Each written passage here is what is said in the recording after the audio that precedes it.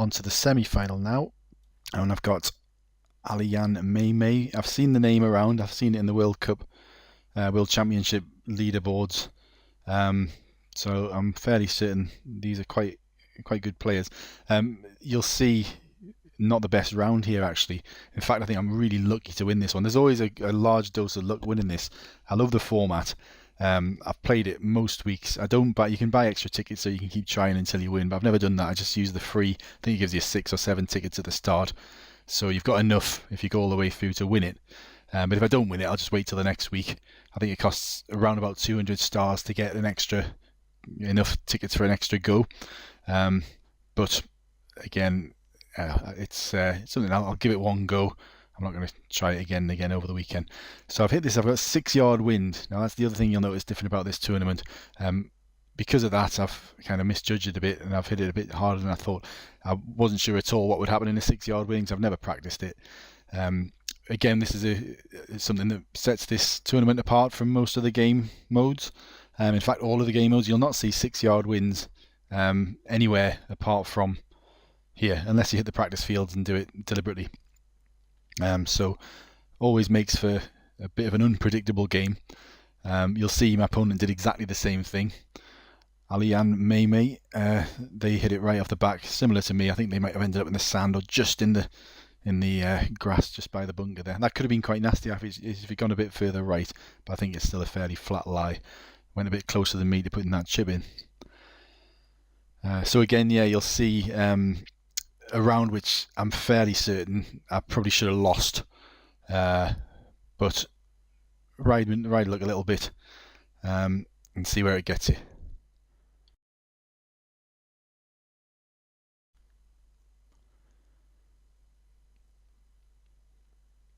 With no wind at all, I probably would have played that quite high, 96%. In retrospect, I think I probably should have played the same shot. I think you find a headwind with a low shot does actually cause it to travel further. Obviously, the effect of it, it's going to slow the ball down a little bit in the air, but maybe pitching about the same spot. A little bit of practice required to tell you a bit more about that. But anyway, so this one I'm going to play a full 3-wood non-power shot. I've got the 6-yard tailwind again. So the idea here is I don't want to go too far down the fairway. You can get a horrible pitch, kind of about 120, 130 yards. If I was to hit it full blast, I could be about 100 yards away, which is a horrible distance because you can't flop it. You're too close to pitch it, and there's stopping it on this green would be virtually impossible. So that was actually a pretty good result. The pin's in a tricky place here. It's dead easy to catch the fairway at the front.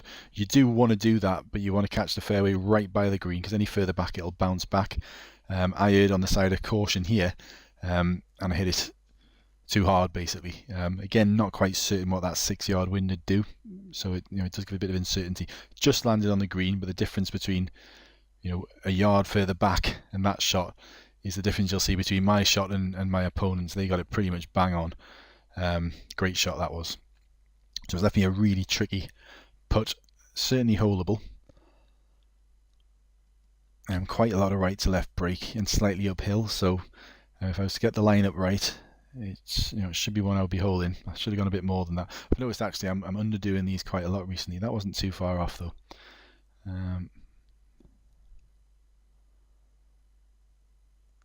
So I just need to catch this on the line. However, I went over the line, again a fair distance, so the result of that was a missed putt to the right hand side of the hole. So up against it now. There's a straightforward, the position they've left it is absolutely perfect. Never going to miss that putt.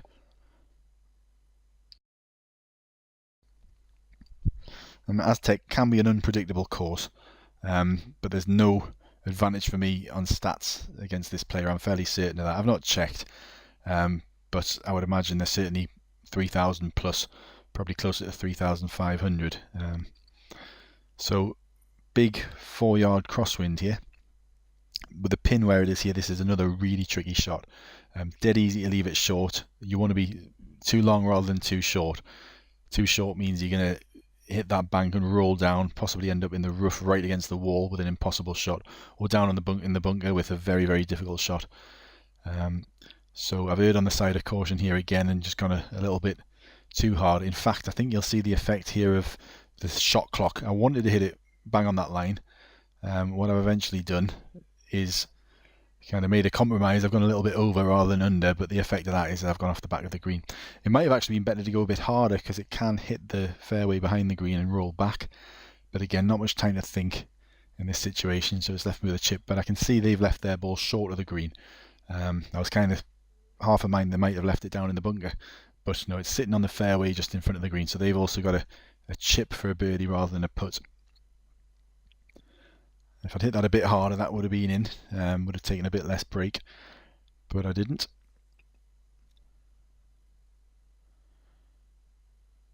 So in retrospect, the chance to pull one back there, or in retrospect for them, a chance to pull one further ahead. But even Stevens, so still one down, moving into the fourth, which fairly notorious hole. Anyone who's played Aztec will remember this hole. Large structure in front of the green. There's a few more options available to us now. You can play a sky shot if you've got your wind sorted and your line sorted, which I don't, and I think we'll probably see there's quite a heavy wind. So I've got a 5-yard crosswind. So going through the windows here would be absolutely ridiculous thing to do. So I'm going to go through the windows. That's what I decided on. I've basically if I'd played a 3 forward, that wouldn't have been enough for the wind. However, you'll notice I've actually moved up to a 2 wood and I'm under hitting it at around about 81%, I would imagine. Let's have a look. Yeah, that's what I decided on. Now if you watch, I get that just about right. I couldn't have done much better than that, actually. Couldn't have asked for much better. It's giving me a chance for an eagle putt. So I'm crossing my fingers here, hoping my opponent doesn't also land on the green. Now you can see they've gone for a sky shot there, very, very heavily affected by the wind, and in a 5-yard crosswind, the result of that is, as you see, they've come up short. So really tricky out the rough here. They've got to get it through that window onto the green to give them a chance of a birdie putt, and I'm on there with an eagle putt. So the pressure's on. Let's see how they cope with it.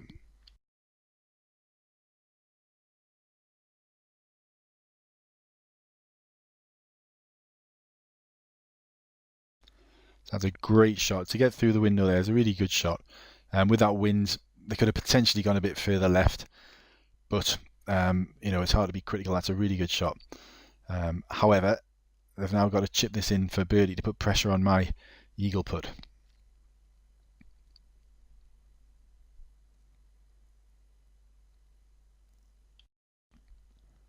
Not far away at all, but really quite a tricky chip shot that.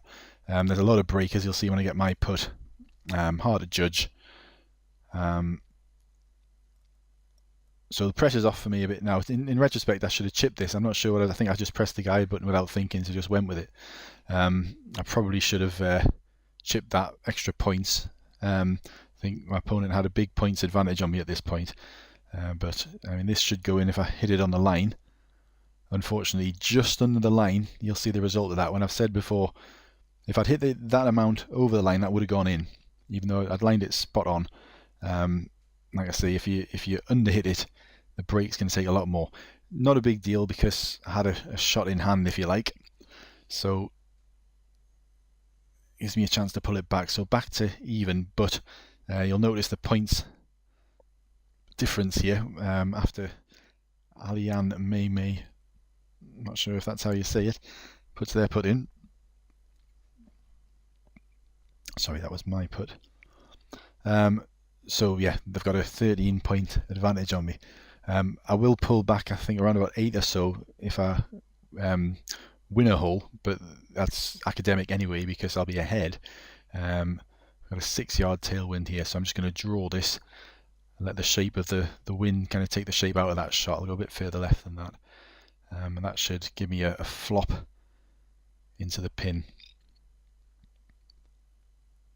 But yeah, pulling back in 2 holes, essentially 13 points, pretty much impossible. So at this point I'm thinking probably all over, semi-finals. Bridesmaid, not the bride on this occasion. Now you'll see what I play here. The sand wedge flop shot, you see the difference between a pitching wedge and a sand wedge is 3 yards. Sand wedge is more lofted, obviously.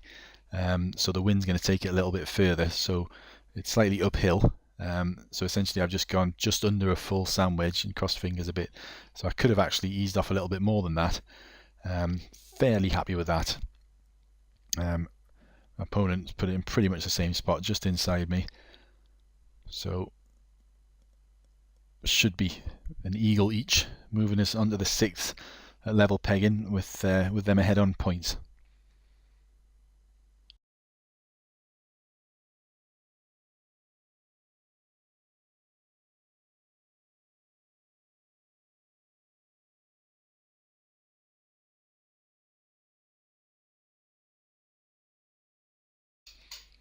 So eagle for me. And we should see an eagle for them as well. So on we go. So this is the final hole. There's no chance it's going to be a tie, with them 11 points ahead of me. So essentially I've got to really cross fingers, try. I can reach the green here, so potentially an eagle chance, but they can also reach the green, I'm sure of that. So I'm playing a power shot. I'm looking to hit the fairway, or the rough, sorry, just in front of the green. It is very heavily banked up towards the pin, so it's dead easy to hit it and bounce back into the bunker. I also wasn't sure about the adjustments I should make for that wind, so essentially I lined it up a bit and just hit it as hard as I could. Now you'll see the end result wasn't that bad. It does just clip the fairway, but it doesn't take enough off it, and there's a big slope away from us there, so it's left me in the rough with a slim hope of chipping in for an eagle, which at this point I thought was the only chance I'd have of winning. So you notice there, I can't see my opponent's ball. I've got no idea where they were at this point. I could have had a look around for it, I guess, but I was really focused on trying to get this shot in. You'll notice me going way past, not just for the slope on the green, but also the fact I'm chipping out the rough. And you can see my opponent's ball down there for 3. Now at that point I hadn't cottoned on. I thought they were down there for 2. So as soon as I hit that, I thought, oh well, game over. I was just waiting for them to play an academic chip up to the hole and put it in to tie birdie each. But you'll see I actually give them a round of applause here. I thought that was game over. They might have thought I was taking the mick a bit because like clapping them for failing essentially, but that wasn't what I was doing. I thought they'd won, but as it turned out, I just realised when I saw it at this point, I suddenly realised I'd used my guide from 1 yard as well, 0.6 yards. I don't know what I was thinking, but I actually won that. So as I said at the start, I shouldn't have won that, no doubt. I'm not sure what they must have got stuck in a bunker or something, and their approach shot rolled down and off the back. So not going to complain about that though. So I'm fast forwarding past all of this. It's worth noting though, if you're very quick, you'll see me pick up 70 stars for the quarterfinals and 110 stars for the semi-finals. So that in itself, you're talking 180 stars. I think there's a further 150 maybe in the final. We'll find out at the end. I can't quite remember. But now, if you bear in mind, if you play 30, 40 games in the World Championship and you finish, 210th or something, I think you get 100 stars. I could be wrong. And for playing 30 or 40 games, that's the reward. Well, this 1v1, 6 games, and you can get, I think it might be 280. We'll work it out at the end.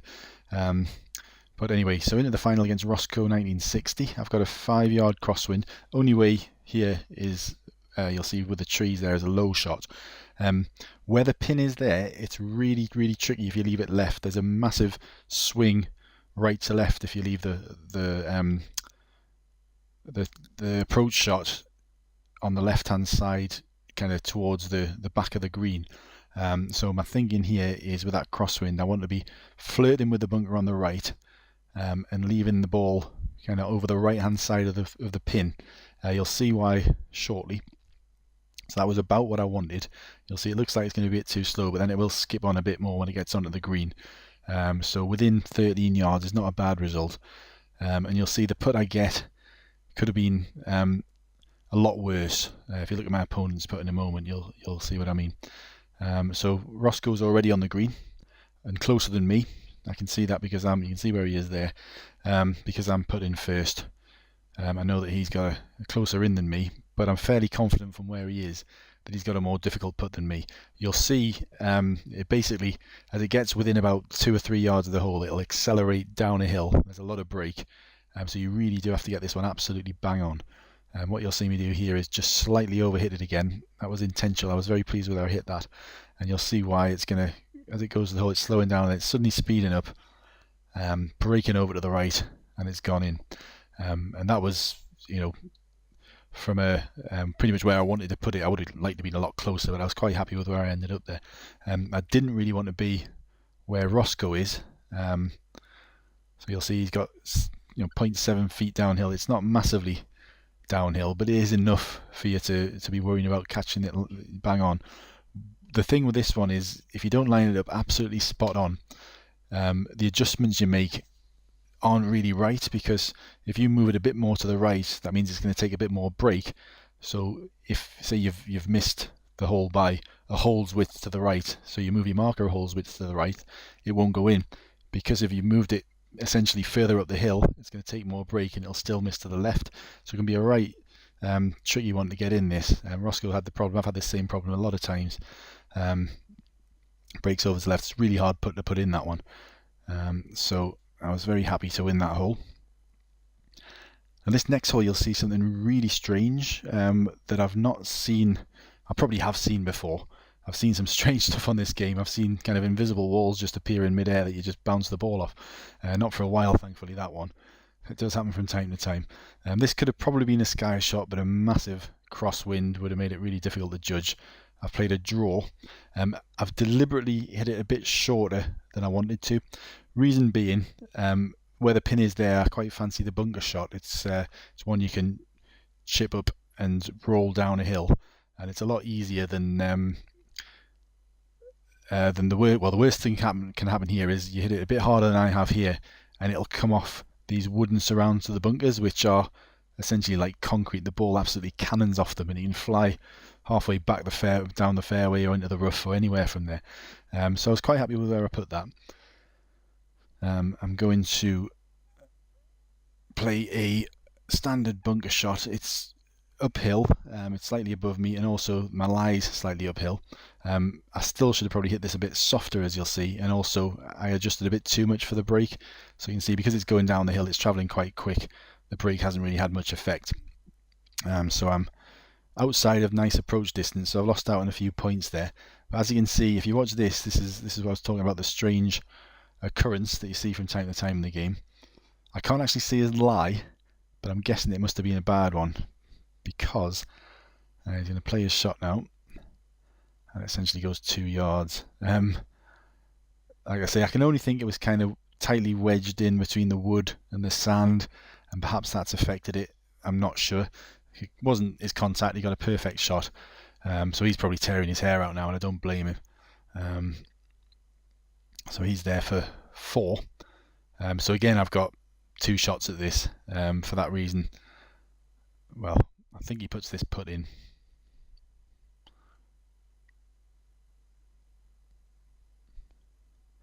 And I was pretty confident at this point. Obviously, at the end of this hole, I'm going to be 2 up after 2 holes. For obvious reasons, I was pretty confident. I've been in that position before. It's very difficult to pull yourself together and kind of get back into it at that point. You think the world's against you. And, it's just the game sometimes. But anyway, so I went for a chip here, knowing that I've got essentially 3 shots at this. Or 2 shots, sorry.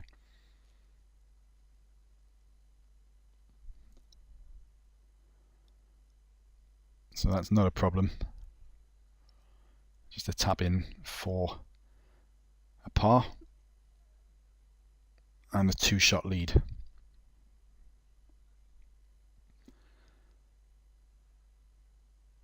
So the heavy winds are taking their toll. I think what we'll see here is a big crosswind. Pins in not a bad position. You've got to worry about those bunkers, because ideally you'd want to bounce it off that fairway in front, but if you're doing that, you need to think about those bunkers. The 5-yard headwind was kind of toying in my mind a little bit. It's quite a bit below us. It's 28 feet below us, the green. So I probably should have hit this about a full 6 iron, which is slightly more lofted. I think that would have been about right. but I was kind of thinking, well, is that 5-yard wind slightly in my face going to have more effect than I want it to, and I'll end up in the sand? So what I did is I moved up to a 5-iron, slightly less loft. It's going to have less hold on the green as well, and as you'll see, got my judgment a little bit off. However, I was lucky enough, and that was a bit of luck involved there, to stay on the green. That could have easily been rolling off into the bunker or just in the rough there. But my opponent was short, so essentially I've got this putt for a 3-shot lead after 3 holes.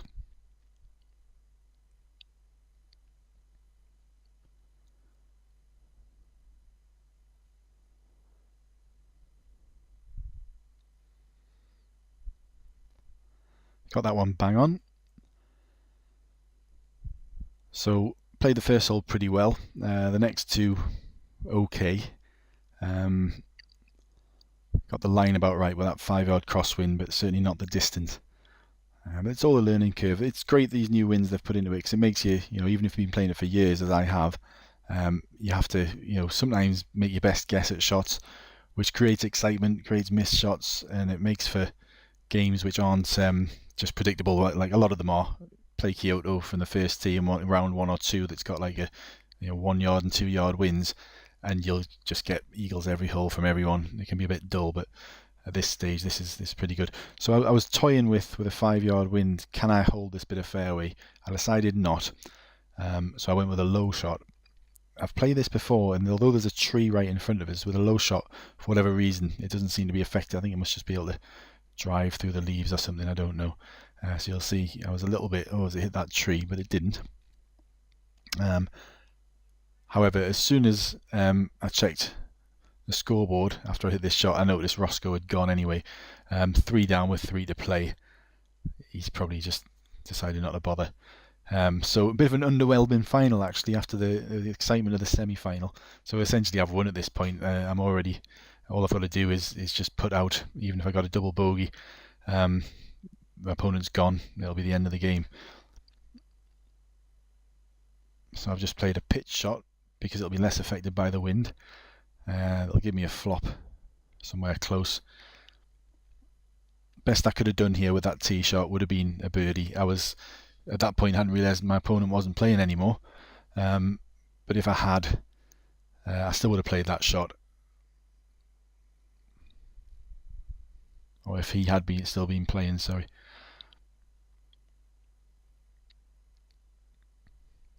So if you the master, is it the 1v1 major, I think they call it, that I'm playing here, you must be in anything above professional level, I think, to play this. You're not going to have much chance, to be honest, until you hit at least 2,500 stats. You'll need a little bit of luck in your opponents as well. But as you can see, if you can make it into the later rounds, if you're able to handle the high winds a bit better, you don't necessarily have to have a massive drive. You can get a safe birdie, and they're going for an eagle with their monster drive. I'm not sure what that was. I think that was just a glitch. Then you will have a chance. But there is a minor 1v1 tournament if you're in professional tour. The prizes aren't quite as good. So I'll show you the prizes I get here. There we go. So there's 150 stars. So I had 180 already. So that's, 330 stars for 6 games. So the rewards are good, and also an advanced power-up pass, which is worth, if you were to buy it alone, 700 stars. So essentially 1,000 stars worth of gear for 6 games. So for that reason, and also the fact that it's exciting, it gets the heart pumping a little bit compared to the other game modes. The match play format with the clock ticking is really good fun. So that's that. Again, apologies I couldn't get a more exciting final for you, but spoke a bit about the format, maybe picked up a few tips, how I played a few shots. Please comment, share, like, all of that stuff as I pick up my rewards, and I'll see you next time. Thanks again.